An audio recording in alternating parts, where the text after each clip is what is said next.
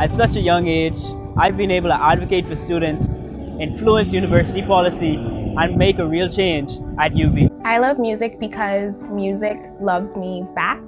Music has given so much to me, and I just want to give something to it. I'm an entrepreneur because I believe it's the only way that you can control your life and become fully responsible for the actions you make and all of the money that you want to make. I decided to run for politics because I wanted to champion the cause for change for my community and young people of our country. The reason I am an advocate is because I believe that service is the rent that you pay for your room here on earth. This is my story.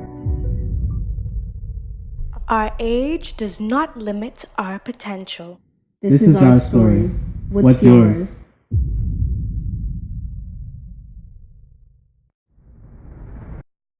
Today we took a look into the life of musical artist Keeya. I'm Catherine Gomez, and we are The Unseen. Who I am as a person, I think I'm an artist. I think that's the simplest explanation. I've always been in love with music, but I decided to invest in my visual art, practice more. As a teenager, and I went to art school, like I made that decision to go like that path. So it wasn't until after getting my degree and coming back home that I decided that actually music was something I was interested in professionally.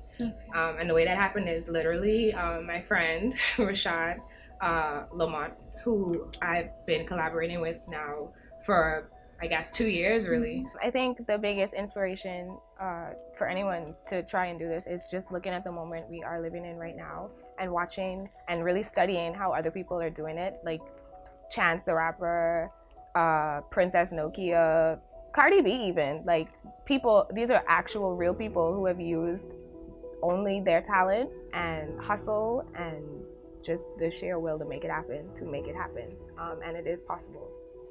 This particular journey, if you're trying to be a musician, it's marked by fear. You're always going to be afraid. The trick is learning to do something with it. Like if you're really going to do this, you know that it's going to be in front of people. People are going to have opinions. But if you really believe in your talent, if you have the support to back you up, you just have to focus on that. You cannot let fear or worry or any of that stop you, because that ultimately is the dragon to slay. You know what I mean? Like the fear itself is the thing to get a hold of. I don't really have too much wisdom from sitting here. Like I haven't really achieved the things that I plan on achieving as yet. I still see a very long path ahead of me. I think celebrate your small wins as you get them, but focus on your goal. I think to anyone who's just thinking now, like I want to get in this, I think you need to get very clear about what you want out of this, because your goals are going to determine the kind of path you walk. Like, do you want to be very popular in NASA? Do you want to be popular, period? Because every artist isn't necessarily popular. Figure out what are your goals for this, and then you can build your strategy around that. But if you don't know what you want first, like you wasting everybody's time. Faded, falling, slipping, missing. When I get faded, inhibitions, that's when I start slipping, officially missing you. That song was written by Rashad Lamont, so I don't know if he has like a personal little inspiration story that he would like to share with the world.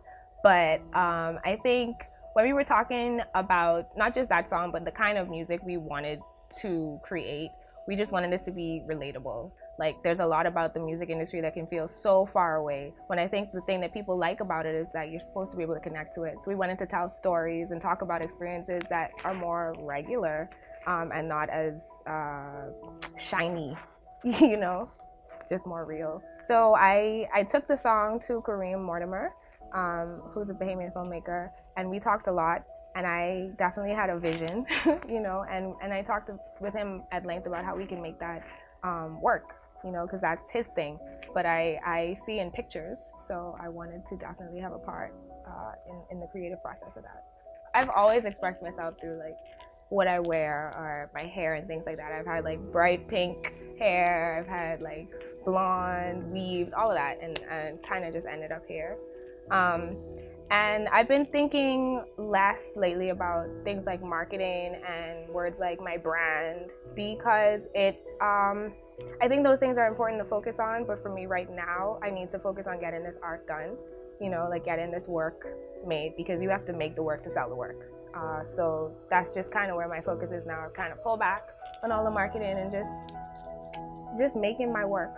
This industry is an endless stream of challenges to rise to or be crushed by, because there's no finish line, you know what I mean? Even if your goal is to get a record deal, once you get a record deal, then you need to satisfy the terms of that deal and you need to sell records, and the thing I love about it is there is a formula, but ultimately you cannot predict what people are going to respond to. You put out everything I've made has not been great. I've had negative and positive feedback to some of my stuff, and some of it never sees the light of day because of it. But you have to be willing to show up, do the work, and keep trying no matter what, because it cannot go smoothly. It won't.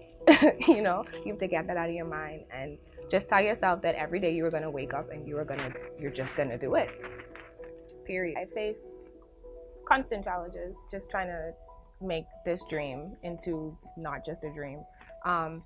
Any artist is going to face the challenge of, what am I going to say? What do I want to stand for? How will I promote myself? What are my limits? What boundaries do I have? Like, those are small challenges that can turn into very big challenges very quickly, especially as a young female in this industry. Those challenges are a lot harder to navigate than the challenge of, learning my dance routine or learning my vocal. Like, that's the easy part of this kind of work.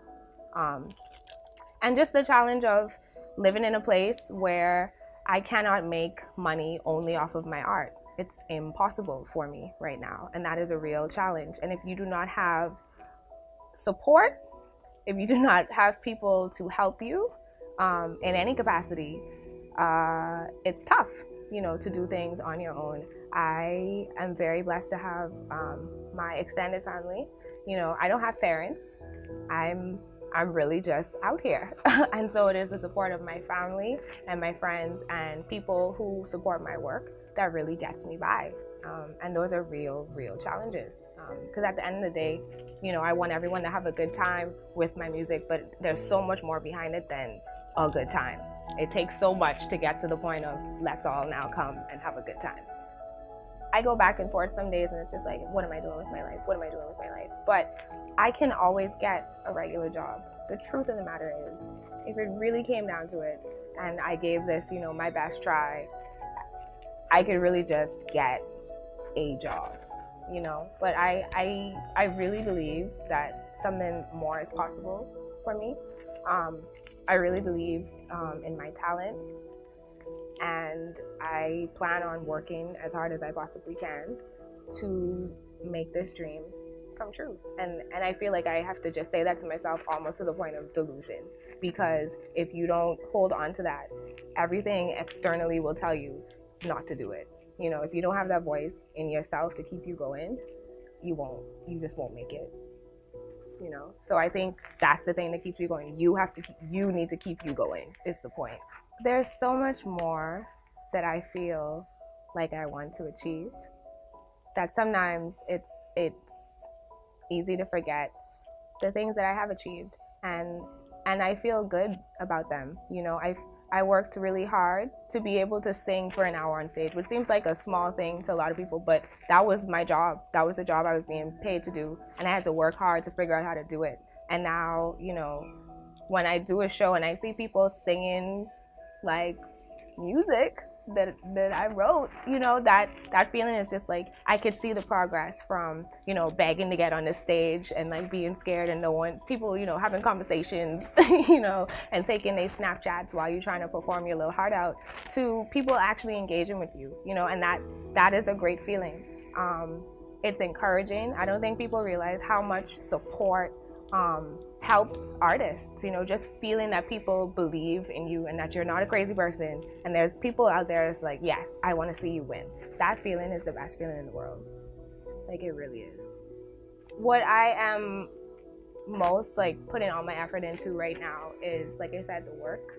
So back in November, I had my first showcase where I performed only original music. It was a private showcase, but it was great because I got to test out like, I want to say 9 new songs with like a good mix of people and see people's honest reactions just in the moment and get some real feedback, you know, and that was great. So now that I've done that, I'm ready now to really start working on my EP because that is my next move. I want to put out a body of work to show people that it's not just a song, a music video. I'm really trying to make this into a career and a life for myself. So that's what to expect. Not telling you when, because, you know, independent. So we don't have no release dates and nothing. It's really like whenever I get it together.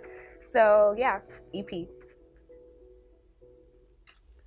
Faded, falling, slipping, missing. When I get faded, inhibitions, that's when I start slipping, officially missing you. So I smoke some more till I'm faded, drink some more till I'm falling, slur my words cause I'm sipping.